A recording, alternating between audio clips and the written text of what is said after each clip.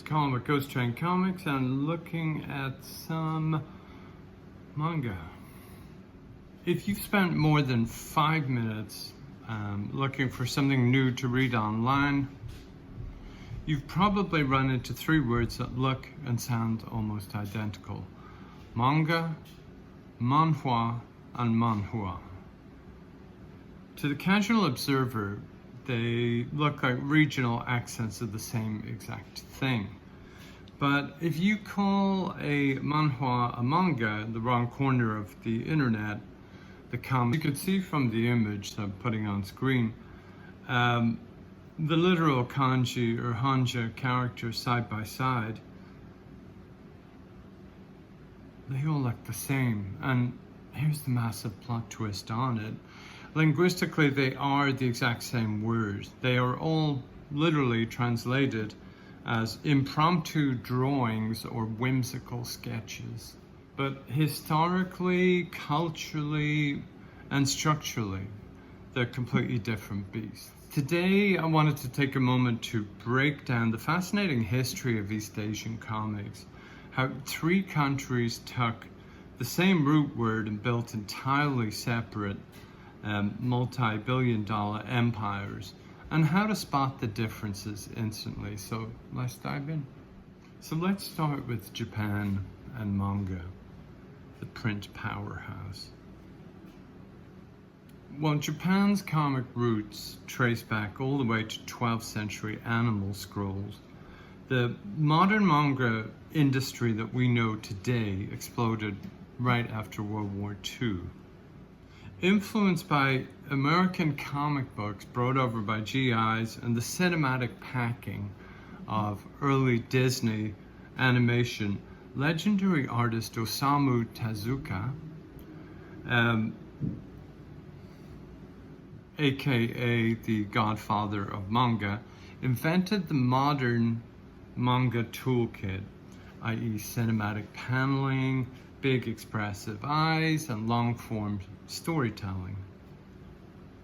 Because paper was expensive, but post-war demand was huge, Japan built its empire on cheap, massive, weekly or monthly print magazines like the weekly Shonen Jump and the later TV magazine. Because these magazines were printed on cheap recycled paper, manga developed its signature style almost entirely in black and white. Artists called mangaka had to master screen tones, cross-hatching, and dramatic ink lines to make the art pop without the presence of color.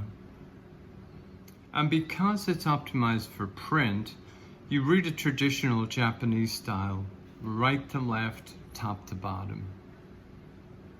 Now, let's cross the sea to South Korea for Manhwa. Early Manhwa had a brutal history. During the Japanese occupation in the first half of the 20th century and the strict government censorship of the 70s and 80s, the Korean comic industry was heavily suppressed. For decades, it struggled to break out globally, but in the early 2000s, Korea did something genius. They didn't just try to copy Japan's print model. They looked at the internet and they said, let's completely reinvent how human beings read comics. Enter the Webtoon. Korean creators realized people were reading on computers and smartphones, so they threw out the concept of a page altogether. Manhwa is designed to be read left to right, but more importantly, vertically. You just scroll down. Because it lives digitally, it's almost universally vibrant, full color. Creators utilize the space between panels to control the pacing of the story. A long gap of white or black space signifies a pause, a breath, or a dramatic tension before a major reveal. So if manga is built for the tactile feel of a physical book, Manhwa is perfectly engineered for the smartphone era. It's why series like Solo Leveling, Tower of God, and Lookism became massive global hits. Finally, we have China's Manhua. Manhua actually got its major start in the early 20th century through political satirical cartoons in Shanghai and Hong Kong, but today the modern Chinese manhua scene is dominated by massive digital platforms and a deep love for historical and mythological fantasy. If you want to spot a manhua instantly, look at the art style and the themes.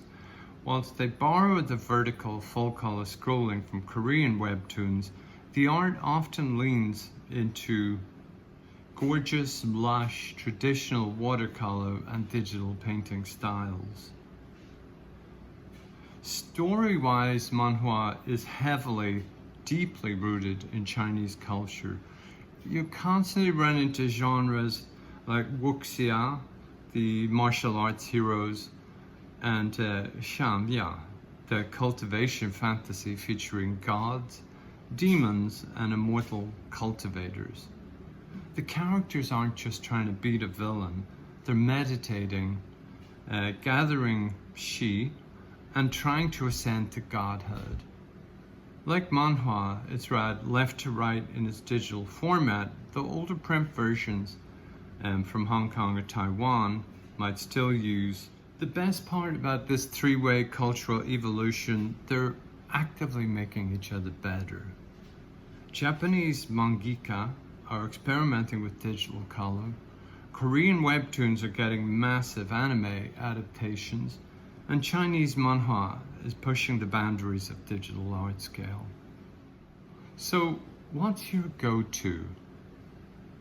Are you a purist who loves the ink and paper feel of the classic Japanese manga? Or do you live for the hype action and quick scrolling of a Korean manhua? Or do you love the epic scale of a Chinese xinsha manhua? Let me know your absolute favorite series in the comments below. Don't forget to hit that subscribe button. Drop a like if you learned something new today, and we'll see you in the next chapter. Thanks all.